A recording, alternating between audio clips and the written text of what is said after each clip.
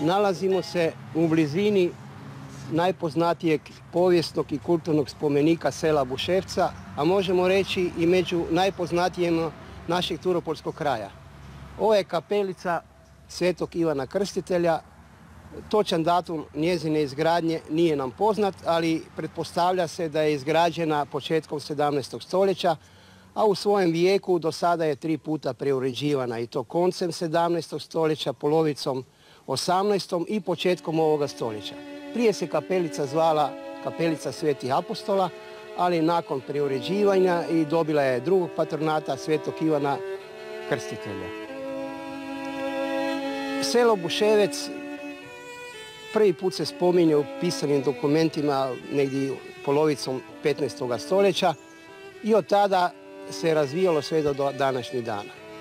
Buševec sada ima oko 320 domaćinstava i oko 1050 stanovnika.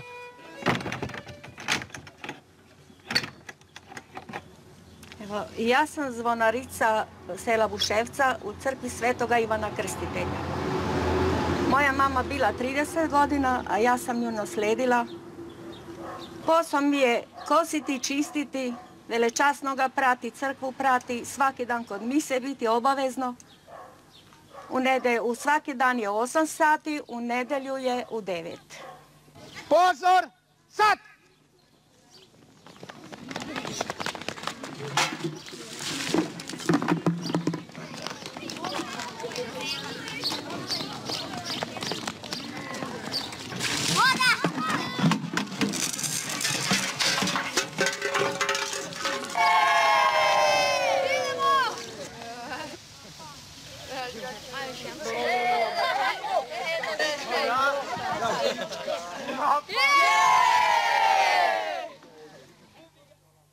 Dobrovoljno vatrogasno društvo osnovano je 1900. godine. Na poticaj nekolicine entuzijasta iz Buševca, a ugledali su se na neka sela koja su već tada imala osnovano vatrogasno društvo, dobili su želju da i oni osnuju vatrogasno društvo u selu Buševcu. Tome je naročito doprinijela i nabava nove vatrogasne štrcalke, ručne, i gdje su vodeći ljudi sela zamolili sve mladiće i mlađe oženjene muškarce da pristupe vatrogasnom društvu, i oni su se okupili i njih 24 je osnovalo vatrogasno društvo. Od tada pa sve do današnjih dana vatrogasno društvo djeluje sa više ili manje uspjeha. U posljednjih nekoliko godina naročita zapažena aktivnost je na polju rada sa mladima, tako da danas vatrogasno društvo broji preko 80 mladih pionira i omladinaca koji redovno izvršavaju svoje obaveze i zadatke, sudjeluju na raznim natjecanjima itd. U prošloj godini ženska, mlađa i starija ekipa pionira osvojila je prvo mjesto u gradu Zagrebu, a mlađa i starija muška ekipa osvojila je drugo mjesto, čime su stekli pravo da se ove godine natječu ili sudjeluju na natjecanju, republičkom natjecanju koje će se održati u Varaždinu. Prošle godine društvo je obilježilo 90-godišnji jubilej. Povodom toga pala mi je ideja da napišem jednu jednočinku i koji su naši vatrogasci uz suradnju dramske grupe Ogranka seljačke sloge prikazali na pozornici kada je bila svečana sjednica obilježavanja 90-godišnjice društva. Već tjedan dan me Franc nagovara da mi dva bomo skupa patrolirali, a naši japa da budu skupa. Starešina! O, hvala Bogu, Starešina! Koga me vraga već 5. put ovu noć budiš? Pa mora sam biti da znaš da smo budni.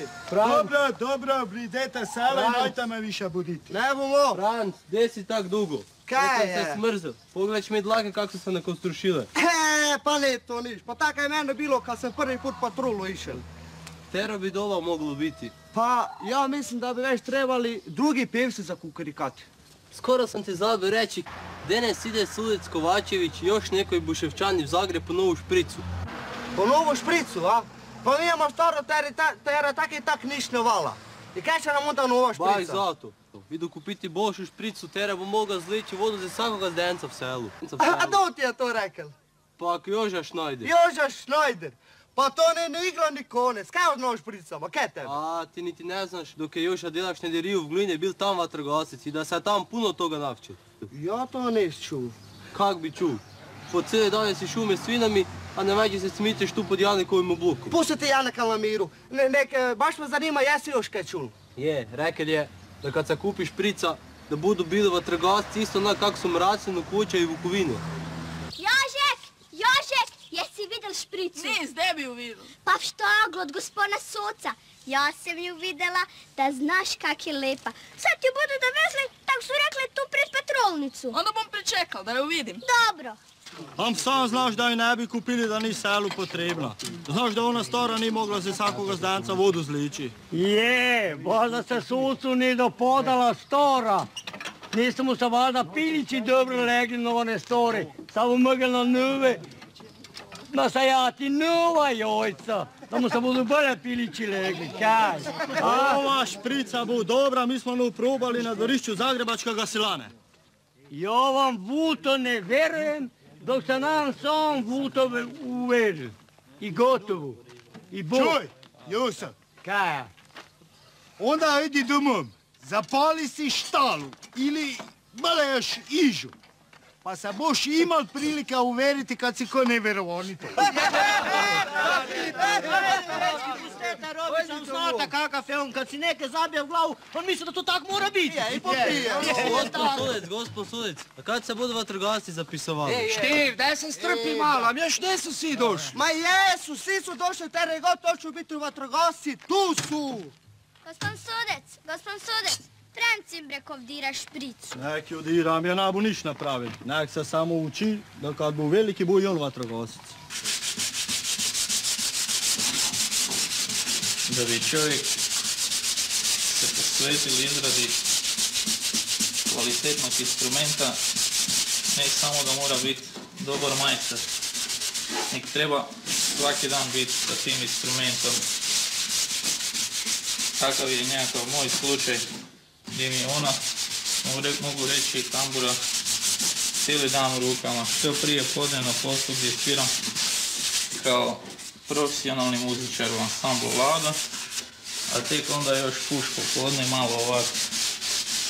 Svakako je najvažnije kod tambure ova donja daska glasnjača koja je od smrekovog drveta, a poznato je da je naše područje Bosne najkvalitetnije, kao na tom području se nalazi najkvalitetnija smrekovina svjetski priznata, a ona je najvažniji dio instrumenta. Nije to sve, samo tu kvalitetnu smrekovinu još treba pravilno obraditi, dotjerati da bi ona dala svoj sound, što bi rekli. Ovo je jedna stara tambura kojima dečkima treba malo poštela da im to bolje ide, da to bolje nekak svira. Uvijek nekakve stare kištre dopeljaju, sve polupaju.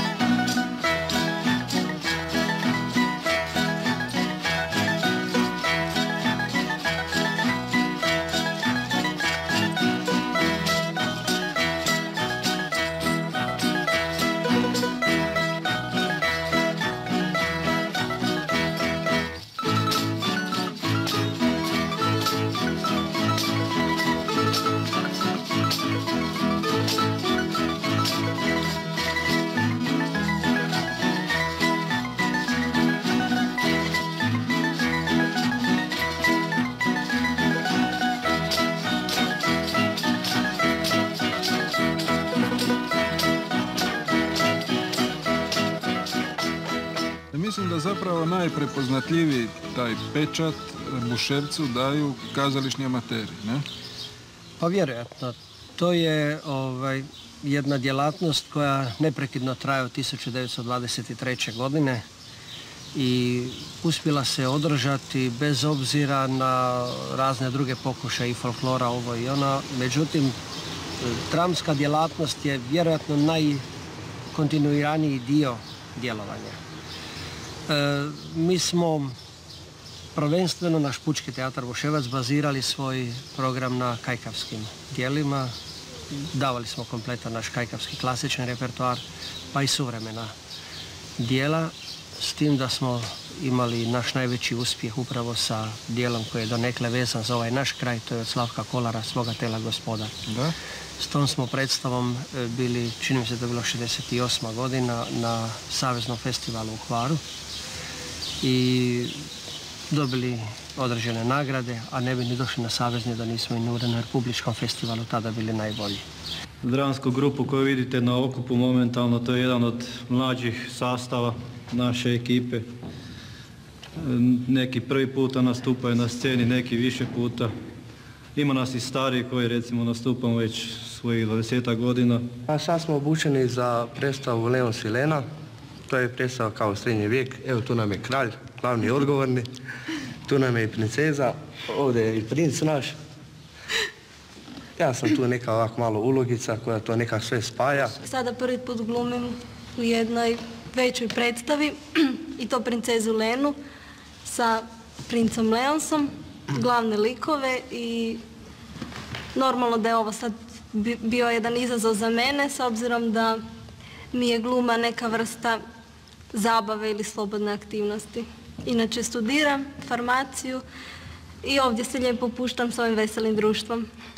Ima to određene, znate, i šarma u tome. Ja recimo uvijek se divim tim mladim ljudima koji recimo nikad nisu čuli za nekog velikog pisca, koji vjerojatno tog pisca nikad u životu ne bi pročitali, a ovdje se unese u tu ulogu, on ga prikazuje, on nastoji ga na neki način dati svom gledaocu i vjerojatno je u tome jedan veliki dobitak i za širu kulturu i samih tih mladih ljudi, a i onih gledalaca koji to mogu ovdje vidjeti. Biti ili ne biti, to ti se pita. A je li se splativ duše trpeti koje kakve udarce proklete sudbine, ili je možda bolja vruka zgrabiti kakav nož i protiv cijelomu tomu jadu se osoviti, lijepo i pobediti. Lijepo mreti, zaspati, amo ti senjati. To je ono kaj smita. Jer dobi druga štrpel sve ovo kaj ne se snašla na ovomu svijetu kad bi si čovjek sam z nožem mogel mira najti. No, Hamlet, gdje je Apolonija? Na večeri. Na večeri. Ali gdje? Ne tam gdje bi on jel, nego je tam gdje njega jeju. Baš vam je sad pri njem nekako spravišće političke črv. A črv to vam je izrešni car kaj se jela tiče. Mi, vište, šopamo so drugu živinu, da bi našopali sebe. A sebe pak šopamo za gliste. Debeli kralj, suvi bogec, samo su dva različita jela. Dva doneska za jedan stol i to vam je sve. Ojoj meni. Čovjek mora loviti ribu, tera je jela črva. I pojesti tu ribu koja je pravknula toga črva. A kaj hoćete s tim povedati? Ništa. Hoću samo pokazati da kralj mora otiti na preštimani počest Bogčeva čreva. Bog moj. Gdje je Apolonija? Na nebu. Pošeljite koga nega tam poišće. A ako ga vaša blegotni tam ne najde, onda ga poišćete sami na onomu drugomu mjestu. No za izbila če ga ni za mjesec da ne najdete, onda ga boste našli po dugu kad pete poštinga na balkon. Onda ga idem tam poiskati. Bom počekal dok vi ne dojdete. Ojoj mene, Bog moj. Uz kazalište ima mnogo načina da se mladi čovjek zabavi i da dio svog stvaralaštva pokloni i svom mjestu i tim raznim aktivnostima. Točno.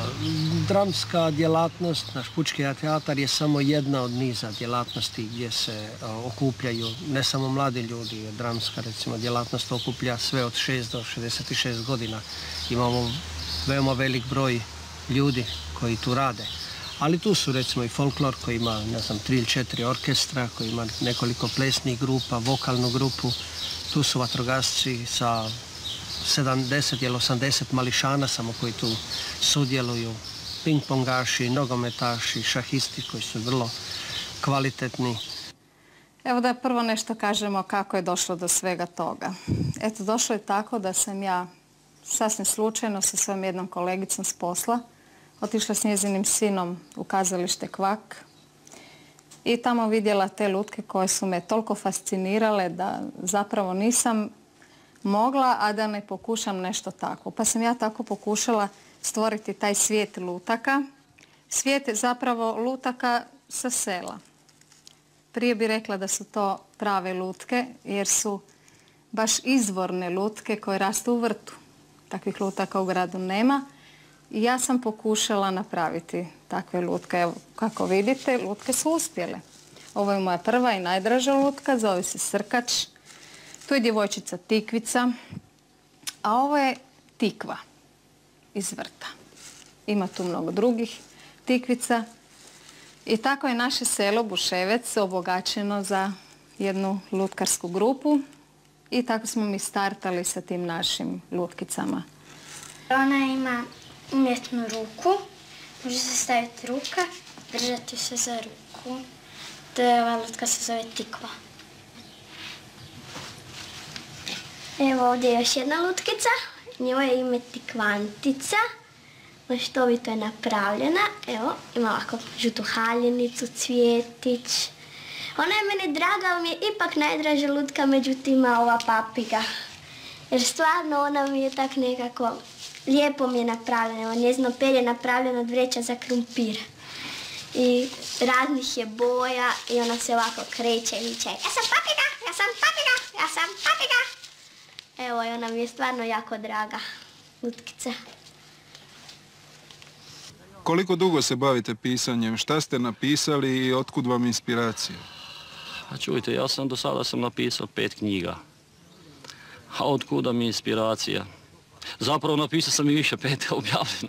Ono šta je još u rukopisu. Koje su to knjige? To je pripovijest ženidba turopolskog plemenitaša Vida Lackovića, onda novele Oproštajna večera, roman Tragom verzijskog tuga i priče za djecu i jastreb iz Turopolskog luga. I sada je ova zadnja knjiga koja je izašla prije mjesec dana, Prememba. To je zbirka pripovjedaka. Dakle, inspiracija je povijest Buševca i Turopolja. Pa čujte, povijest, jasno, da je povijest Turopolja za mene jedna velika inspiracija. Recimo, ono šta mnogi krajevi naši nemaju ovako jednu bogatu povijest kao što je povijest Turopolja. Mi znamo da je Turopolje ima danas svojih dokumenata negdje sačuvani u arhivu Hrvatske, nešto manje nek ima Dubrovačka republika. A znamo šta je Dubrovačka republika nekad predstavljala, onda je za nas Turopolce ovo šta imamo velika stvar. Koje su, recimo, glavne odrednice te dugačke i bogate povijesti? Pa čujte, glavno je bilo ono kad je Turopolcima priznato njihovo plenstvo. A to znači sloboda. Gospodar svome na svome, šta su oni sa 1560. godine i potvrdili sa svojim turopolskim bratstvom. Antun i Stjepan Radić sa svojim idejama su naravno imali isto utjecaja na život i na ideje koje su strujale ovim krajevima. Pa čujte, da nije bilo njih, onda vjerovatno mi danas ne bi mogli ovako raditi ove naše kulturno-umjetničko društvo i sve skupa, jer čujte, već samim dolaskom Antuna Radića u Buševec, znači počeo dolaziti njegov časopis Dom. Ljudi su počeli čitati. Prosvjeta je uzela maha na selu. A s time i onda počeo se poboljšavati i ekonomski položaj seljaka. Čujte, čime čovjek bil pametniji, više je znal, onda je i jasno i gospodarstvo si mogao bolje unaprijediti. Znači sve je to imalo jedno i drugo veze. A na kulturnom polju već 1920. godine osnovan je ogranak seljačke sloge. To je prvi u Hrvatskoj. Jer naši su bili ti seljaci koji su došli na tu ideju da bi osnovali kulturno-umjetničko društvo i kad su došli k Stjepanu Radiću, ali da ne znaju kako bi se zvali i kako bi to napravili. Onda je on rekao, kad ste se složili, onda se nek zove seljačka sloga. Ja znam da ljudi ovako često su skromni pa ne kažu o sebi sve šta bi trebalo, ali nema razloga za skromnost jer vi ste i s vašim dijelima postigli velike, čak malo i neočekivane možda uspjehe. Pa slušajte, recimo šta se tiče Turopolske svadbe, ona je svakako doživjela veći uspjeh nek sam se ja nadao. Jer ona je izvedena prvi puta 67. godine, drugi puta 8. a treći puta 69. I 69. snimila je Radio televizija Zagreb. I ta snimka je prodana u više stranih zemalja.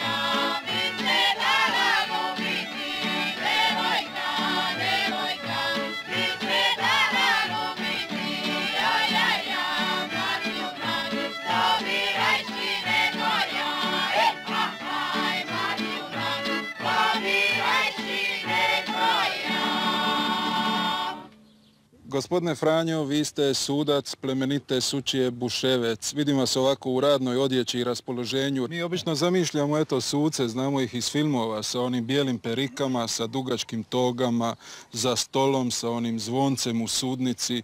Vi mi nekako ovako ne ličite baš na suca, da vam pravo kažem. Čujte, to su već prošla vremena dok su se perike nosile. Mi sada moramo jednostavno izgledati kao ljudi, radni ljudi, a posvećivati se ili hobijima, ako hoćemo to tako nazvat, ali ja smatram da sučija i sudac to nije hobi, to su obnavljanje starih tradicija što su nasi preci gajili, borili se za ovu slobodu Turopolja i za hrvatski narod. Dakle, plemenita općina Turopolje, to je bila jedna zemljišna zapravo zajednica. Tako je, to je bila jedna zemljišna zajednica što je sačinjavala 22 sučije sa 24 suca i župan. 2 sučije u plemenitoj Turopoljskoj općini imale su po 2 suca, to su bila malo veća sela koja su imala tih više juševa. Svakako ta časna dužnost je ukinuta poslije rata kad je došlo do nacionalizacije zemljišta. Tako je, kad je došlo do nacionalizacije zemljišta, normalno i onda se ugasio život te plemenite Turopoljske općine koja je bila dosta bogata sa šumama, sa zemljištem, sa zgradama. U novčanom iznosu. I u novčanom iznosu to je bilo proračunato negdje oko 2 milijarde dolara. To su ipak jedna velika sredstva koja su bila oduzeta plemenitoj Turopoljskoj općini, to jest sučijama u plemenitoj Turopoljskoj općini. I sad nakon 45 godina dolazi do obnove. Sad nakon 45 godina normalno dolazi do obnove toga jer je stupila ta demokracija naša i zakoni idu za time da bi se sve ono što je bilo nacionalizirano ljudima vratili. Sad koliko ćemo u tome uspjeti, koliko ne. Ja vjerujem da nećemo sve moći uspjeti jer neke stvari bi bilo možda i šteta razbijati ako je nešto dato u svrhi. Znate, na primjer kao neka zemljišta, da su to kultivirana i da tu imamo nekoga, da tu ima i dobiti. To bilo možda sad i šteta rastrgavati, ali međutim vidit ćemo šta će zakon donesti, a šta ćemo god moći mi normalno, mi ćemo kao Sučije i plemenita Turopoljska općina ići za time da se naša imovina vrati nama, jer mi smo jedini i pravi nasljednici toga. Oko 60. je počelo taj mlin delati. Da ste imali puno posla, jeste? Posla je bilo. Posla je bilo dok ne bilo ove čekićarova, ali sad svaki sebi sam mele sad ovo od pšenice najviše. Jer je to slabo čekićari sa mele, onda dođu tu. To vaši mještani samo? Da, mještani. Pa gdje koji. Za žgance ili takova kaj, za kruh dođu iz drugog sela, jer nigde nije mlina.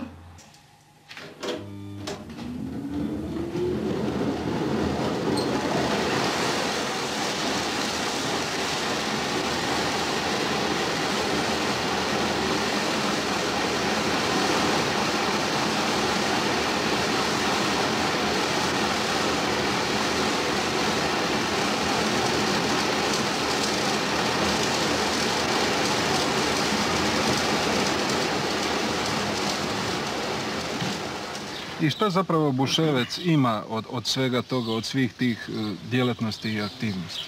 Buševec i njegovi stanovnici. Gledajte, imamo mogućnost da i mladim ljudima i odraslima pružimo velike mogućnosti zadovoljavanja njihovog slobodnog vremena.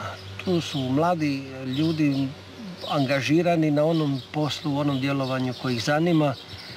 To ima sigurno pozitivnog utjecaja, u tom da mi recimo od rata na ovamo, koliko se ja sjećam, dakle nemamo slučajeva nikakve delinkvencije u selu, nemamo problema sa omladinom koja ne zna šta da počne sa sobom, jer ima gdje i ima se čime zabaviti. To daje određenu sigurnost i meni kao roditelju da znam gdje mi je dijete, da ne moram uopće brinuti u kakvom se društvu kreće, jer znam bez obzira kada on navečer ili ujutro dođe da je bio među ljudima koje ja dobro znam i on ih dobro zna, jer se s njima svakodnevno susrećemo u raznim ovim aktivnostima i djelatnostima.